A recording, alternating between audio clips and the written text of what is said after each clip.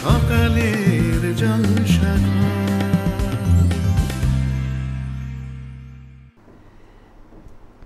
প্রতিদিনও আমি হে জীবন স্বামী দাঁড়াবো তোমারই সম্মুখে।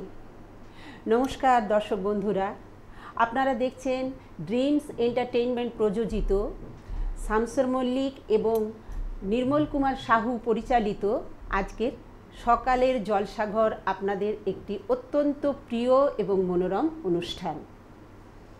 আজকে আমি আছি উপস্থাপনায় মিঠু চক্রবর্তী এবং আমার সাথে আছেন বিশিষ্ট আইনজীবী এবং বাচিক শিল্পী, আমাদের অতিথি শিল্পী আজকের চিত্রা বাসু সোম। নমস্কার। আমি হেথায় থাকি শুধু গাইতে তোমার গান, দিও তোমার জগৎ সভায় এইটুকু মোর স্থান। আমি তোমার ভুবন মাঝে লাগিনি নাদ কোনো কাজে, কেবল তোমার সুরে বাজে অকাজের এই প্রাণ। আমি হেথায় থাকি শুধু গাইতে তোমার গান, নিশায় নীরব দেবালয়ে তোমার আরাধন। তখন মোরে আদেশ করো গাইতে হে রাজন। ভোরের বেলা আকাশ জুড়ে বাজবে বীণা সোনার সুরে, আমি যেন নারই দূরে এইটুকু দিও মান। আমি হেথায় থাকি শুধু গাইতে তোমার গান। বাহ, খুব সুন্দর। আমরা সরাসরি কবিতায় যাই, তারপরে আমরা আপনার সাথে কথা বলবো, আপনার পরিচয় নেব। ঠিক, হ্যাঁ, আপনি আপনার নিজের পরিচয় রবীন্দ্রনাথের কথা দিয়ে আপনি শুরু করবেন বলেছিলেন, আপনি দর্শকদের কাছে সেটা বলুন। আমি শুরু করি, কারণ আমাদের সবার মননে স্বপনে জাগরণে যিনি আছেন সেই বিশ্বকবি রবীন্দ্রনাথ ঠাকুরের কবিতা দিয়ে আমি আজকের অনুষ্ঠান শুরু করছি। আমি ছেড়েই দিতে রাজি আছি সুসভ্যতার আলো, আমি চাই না হতে নববঙ্গে নবযুগের চালক। নাইবা গেলাম বিলাত, নাইবা পেলাম রাজার খিলাত, যদি পরজন্মে পাইরে হতে ব্রজের রাখাল বালক, তবে নিভিয়ে দেব নিজের ঘরে সুসভ্যতার আলো। যারা নিত্য কেবল ধেনু চড়ায় বংশী বটের তলে, যারা গুঞ্জা ফুলের মালা গেথে পরে পরায় গলে, যারা বৃন্দাবনের বনে সদাই শ্যামের বাঁশি শোনে, যারা যমুনাতে ঝাঁপিয়ে পড়ে শীতল কালো জলে, যারা নিত্য কেবল ধেনু চড়ায় বংশী বটের তলে। ওরে বিহান হলো জাগরে ভাই, ডাকে পরশ পরে, ওরে ওই যে দধিমন্থ ধ্বনি উঠল ঘরে ঘরে। হ্যারো মাঠের পথে ধেনু চলে উড়িয়ে গোখুর রেণু, হ্যারো আঙিনাতে ব্রজের বধূ দুগ্ধ দোহন করে। ওরে বিহান হলো জাগরে ভাই, ডাকে পরশ পরে। ওরে শাওন মেঘের ছায়া পড়ে কালো তমাল মূলে, ওরে পার পার আঁধার হলো কালিন্দিরি কুলে। ঘাটে গোপাঙ্গনা ডরে কাঁপে খেয়া তরির পরে, হ্যারো কুঞ্জবনে নাচে ময়ূর কলাপ খানি তুলে। ওরে শাওন মেঘের ছায়া পড়ে কালো তমাল মূলে। মোরা নবনবীন ফাগুন রাতে নীল নদীর তীরে, কোথা যাব চলি অশোক বনে শিখি পুচ্ছ শিরে। যবে দোলার ফুল রশি দিবে নিপ শাখায় কষি, যবে দক্ষিণ বায়ে বাঁশির ধ্বনি উঠবে আকাশ ঘিরে, মোরা রাখাল মেলে করব মেলা নীল নদীর তীরে। আমি হব না ভাই নববঙ্গে নবযুগের চালক, আমি জ্বালাবো না আধার ঘরে সুসভ্যতার আলো। যদি ননি ছানার গায়ে কোথাও অশোক নিপের ছায়, আমি কোনো জন্মে পাইরে হতে ব্রজের গোপ বালক, তবে নিবিয়ে দেব নিজের ঘরে সুসভ্যতার আলোক। বাহ, খুব সুন্দর। আর এবারে আপনি আপনার সম্বন্ধে কিছু কথা জানি এবং দর্শকদের সেটা শোনাই। আপনি বলুন, আপনি একজন আইনজীবী এবং সাথে সাথে একজন বাচিক শিল্পী। আপনি কিভাবে এই দুদিক সামলান, সংসার টংসার সব কিছু মিলিয়ে? আসলে মেয়েরা সব পারে, এটা আমরা দেখেছি। একদম। মেয়েরা সব পারে, চেষ্টা করলে মেয়েরাই পারে। হ্যাঁ, আমার সংসারে যেমন আমার ছেলে মেয়েকে বড় করতে হয়েছে, সেদিকেও আমার যেমন দায়িত্ব। আবার বুঝতেই পারছেন, আইন এমন একটা সাবজেক্ট, এইটে আমরা চাই সবার কাছে যাতে সবাই সুষ্ঠুভাবে সমাজে থাকতে পারে। আর বাচিক শিল্পী হিসেবে, বাচিক হচ্ছে আমার বলতে পারেন একদম মানে শিশু বয়স থেকে এটা আমার প্রেরণা, ভালোবাসা, এটা আমার ভালোবাসা। একদমই তাই, একদমই তাই। আচ্ছা, আপনি কিভাবে এই বাচিক শিল্পে এলেন, বা এটার প্রতি আপনার ভালোবাসাটা এলো কিভাবে, আপনার প্রেরণাকে এই শিল্পে? আমি খুব ছোটবেলা থেকে, এটা আমার বলতে পারেন আমার মাই আমার সব প্রথম প্রেরণা। মাই চাইতেন যে আমি বাচিকে আসি, এবং সেই ছোটোর থেকেই আমি বাচিকে সমানেই আবৃত্তি করতাম, কবিতা পাঠ, এবং আমার এটা খুব ভালো লাগতো। পরবর্তীকালে আস্তে আস্তে বিভিন্ন সাংসারিক এতে আমি আবার জড়িয়ে যাই। তারপরে আবার এখন আমি অনেকটা ফ্রি, এখন আমার ছেলেমেয়েরা বড় হয়ে গেছে, তারা তাদের কর্মজীবনের মধ্যে চলে গেছে, এখন আমি অনেকটা আবার অবসর হয়ে গেছি। স্বাভাবিকভাবে এখন আমি পরিপূর্ণভাবে আবার কবিতার জগতে ফিরে এসেছি। এবারে আমরা কি শুনবো দিদি আপনার কাছে? আমি আরেকটা রবীন্দ্রনাথকে। হ্যাঁ নিশ্চয়ই, রবীন্দ্রনাথ আমাদের মননে চিন্তনে সব সময় আছেন উনি, অবশ্যই। একদিন তরিখানা থেমেছিল এই ঘাটে লেগে, বসন্তের নূতন হাওয়ার বেগে। তোমরা শুধাইছিলে মোরে ডাকি, পরিচয় কোনো আছে নাকি, যাবে কোনখানে? আমি শুধু বলেছি, কে জানে। নদীতে লাগিল দোলা, বাঁধনে পড়িল টান, একা বসে গাহিলাম যৌবনের বেদনার গান। সেই গান শুনে কুসুমিত তরুতলে তরুণ তরুণী তুলিল অসুর। মোর হাতে দিয়ে তারা কহিল, এ আমাদেরই লোক, আর কিছু নয়, সে মোর প্রথম পরিচয়। তারপর জোয়ারের বেলা সাঙ্গ হলো তরঙ্গের খেলা। কোকিলের ক্লান্ত গানে বিস্মৃত দিনের কথা অকস্মাৎ যেন মনে আনে। কনক চাপার দল পরে ঝুড়ে ভেসে যায় দূরে। ফাল্গুনের উৎসব রাতে নিমন্ত্রণ লিখন পাঁতির, ছিন্ন অংশ তারা অর্থহারা। ভাটার গভীর টানে তরিখানা ভেসে যায় সমুদ্রের পানে। নূতন কালের নবযাত্রী ছেলে মেয়ে শুধাইছে দূর হতেছে।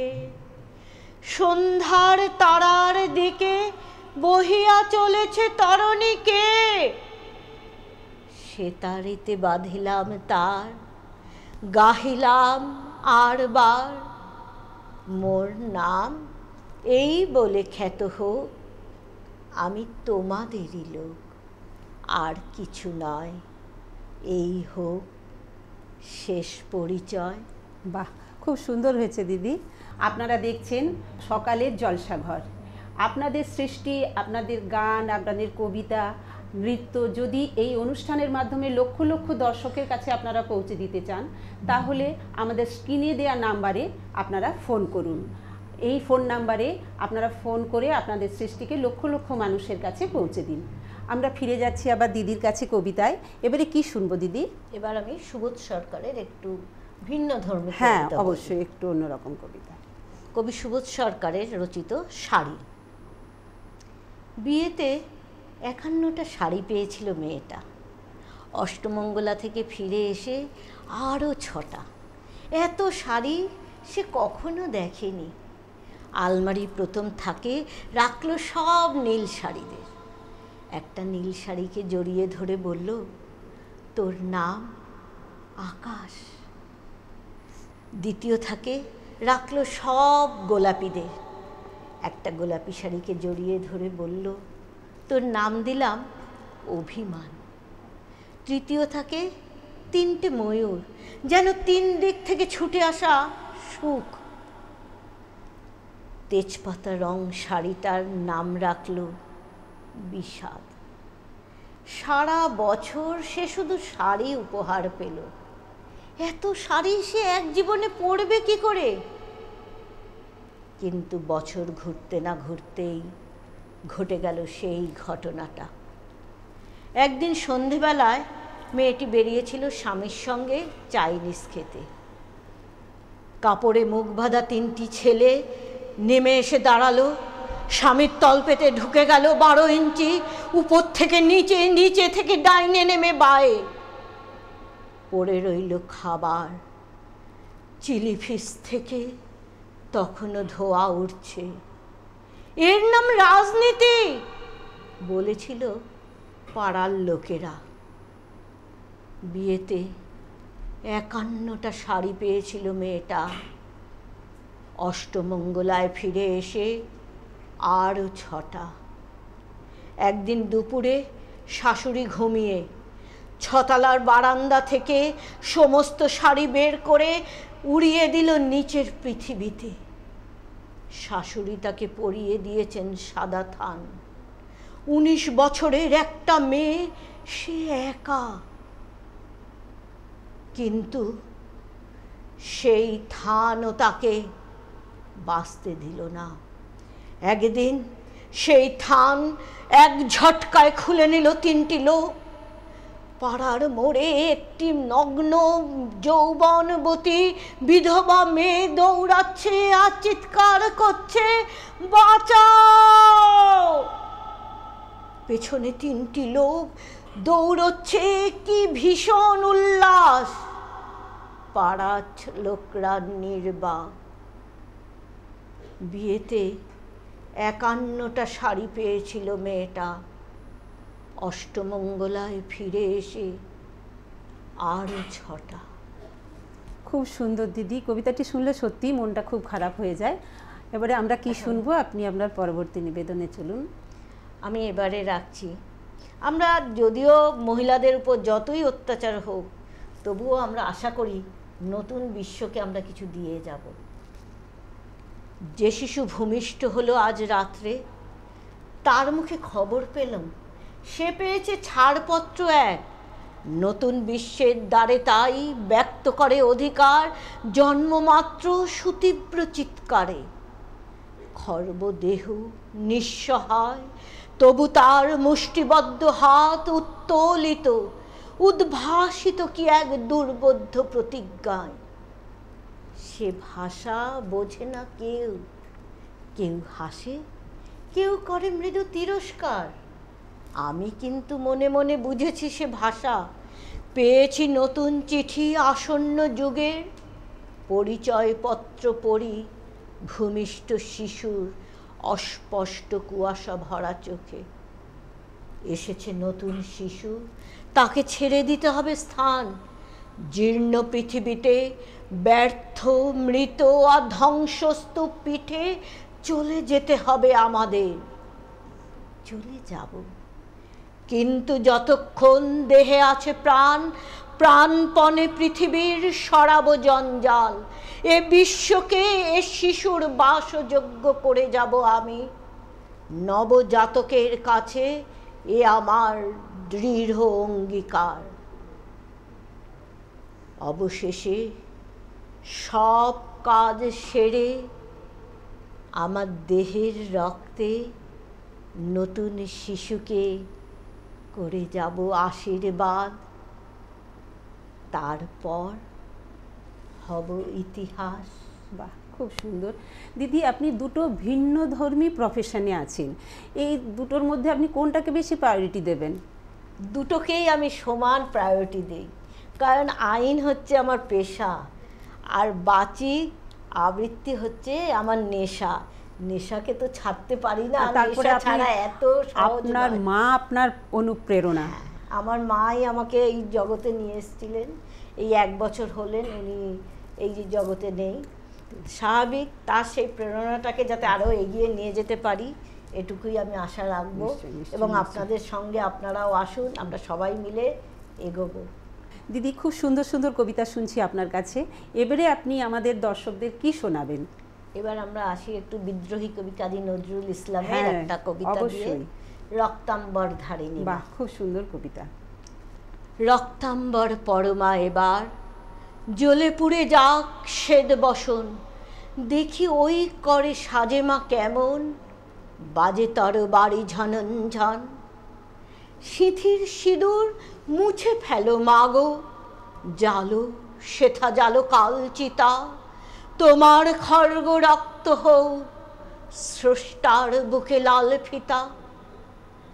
এলোকে সে তব দুলুক ঝঞ্ঝা, কাল বৈশাখী ভীম তুফান, চরণ আঘাতে উদ্গারে যেন আহত বিশ্ব রক্তবান। নিঃশ্বাসে তব পেঁজা তুলো সম উড়ে যাক মাগো এই ভুবন, অসুর নাশিতে হোক বিষ্ণু চক্রমাতর হেম কাকন। টুটি টিপে মারো অত্যাচারে মা, গলহার হোক নীল ফাঁসি, নয়ন মেলিয়া ধূমকেতু জ্বালা উঠুক সরসে উদ্ভাসী।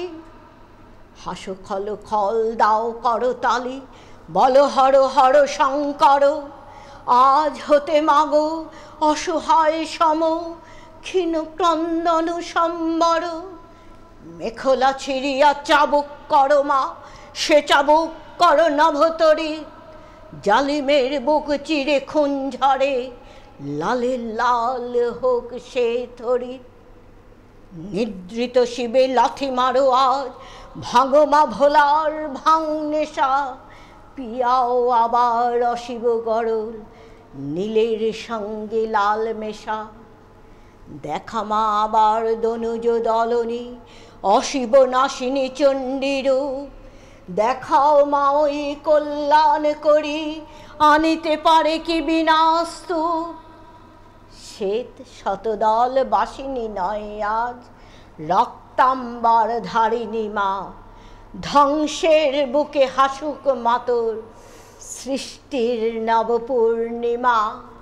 কি সুন্দর না কাজী নজরুল ইসলামের লেখা, এত সুন্দর, খুব ভালো লাগে কবিতাটি। দিদি, এখন তো দিকে দিকে নানা ধরনের কাজ চলছে এই বাচিক শিল্প নিয়ে, আপনি কি ভেবেছেন এই শিল্পটি সম্বন্ধে? আমরাও এটা নিয়ে কাজ করছি এবং আমি দর্শক বন্ধুদের কাছেও আহ্বান জানাবো, আপনারা যদি সম্ভব হয় আমার সঙ্গে যোগাযোগ করবেন। কারণ আমরা চাই এটাকে চারিদিকে সংস্কৃত, আজকের যে অবস্থা সংস্কৃত একটা ধ্বংসের দিকে যাচ্ছে, সেই সংস্কৃতটাকে এগিয়ে নিয়ে আসতে হবে। কারণ সমাজকে এগোতে গেলে সংস্কৃতকে এগোতেই হবে। তাই সংস্কৃতটাকে এগিয়ে নিয়ে যাওয়ার জন্য আমাদের চারিদিকে এটাকে প্রসার লাভ করাতেই হবে। একদম। আর আপনার ভবিষ্যৎ প্ল্যান কি এই কবিতা নিয়ে আপনার এগিয়ে যাওয়ার ভবিষ্যৎ প্ল্যান কি? আমি তো করছি, কিন্তু আমরা তো একটা জায়গায় এসে গেছি, আর চাইবো আমাদের পরবর্তী প্রজন্ম তারাও যেন এগিয়ে আসুক, তারা আমাদের এই পথ ধরে তারা আরও এগিয়ে যাক, এটাই আমি সবসময় চাই। একদম। এই প্রসঙ্গে আমি একটা ছোট্ট কবিতা বলছি, আমারই প্রিয় কবি অমিত পান্ডের একটা জীবনমুখী কবিতা। আচ্ছা। জীবন গাড়ি। জীবন নামের রেলগাড়িটা ছুটছে তোমার জন্ম থেকে, মাই তোমার যাত্রী প্রথম ছাড়লো গাড়ি যখন থেকে। এরপরে বাবা এলেন তোমার গাড়ির সওয়ার হয়ে, তারপরে ভাই বোনেরা উঠল গাড়ি নেচে গে। স্কুলের বন্ধুরা সব বড় হয়ে অফিস কলিগ, সবাই তোমার বন্ধু হনে, কেউ বা সঠিক কেউ বা বেঠিক। চলার পথে বন্ধু অনেক আসবে তোমার সওয়ার হয়ে, আসবে যখন স্টেশন তাদের, তোমায় ছেড়ে চলেও যাবে। তিক্ত মধুর অনেক স্মৃতি নিয়ে তখন তুমি একা, শুরু তখন হবে তোমার জীবনটাকে ফিরে দেখা। তখনও ঠিক চলবে গাড়ি যেখানে তার শেষ সীমানা, মেলাও তখন এই জীবনে কি পেলে আর কি পেলে না, মেলাও তখন এই জীবনে কি পেলে আর কি পেলে না। বাহ, খুব সুন্দর শুনলাম। আশা করি দর্শকদেরও খুব ভালো লেগেছে আপনার এই উপস্থাপনাগুলি। আর আপনি আমাদের দর্শকদের সম্বন্ধে কিছু বলুন। আজকে আমাদের অনুষ্ঠান শেষ করব আপনার বক্তব্য দিয়ে। আমি দর্শকদের কাছেও বলবো আপনারাও আসুন, আমরা বাচিককে এগিয়ে নিয়ে যাই। আমি আমার মায়ের উদ্দেশ্য করে শঙ্খ ঘোষে একটি কবিতার থেকে কিছু অংশ আপনাদের সামনে তুলে ধরছি। মা গো আমার মা, তুমি আমার দৃষ্টি ছেড়ে কোথাও যেও না, তুমি আমার মা। শান্তি তোমার ঘট ভরেছে, দুঃখ তোমার পল্লবে কি গাথা, তুমি আমার এ ঘর ছেড়ে কোথাও যেও না, তুমি আমার মা, তুমি আমার মা। ঝড় নেমেছে দুয়ারে তার, ঝঞ্ঝা লাগো লাগো, তুমি আমার বাজনা শুনে শঙ্কা মেনো না, বাজনা বাজুক ভয় পেও না, বাজনা বাজুক মা। তুমি আমার এ ঘর ছেড়ে কোথাও যেও না, তুমি আমার দৃষ্টি ছেড়ে কোথাও যেও না। মা গো আমার মা, তুমি আমার ঘর ছেড়ে মা কোথাও যেও না। বাহ, খুব সুন্দর। সবাই ভালো থাকবেন, ধন্যবাদ। সকালের জলসাঘর।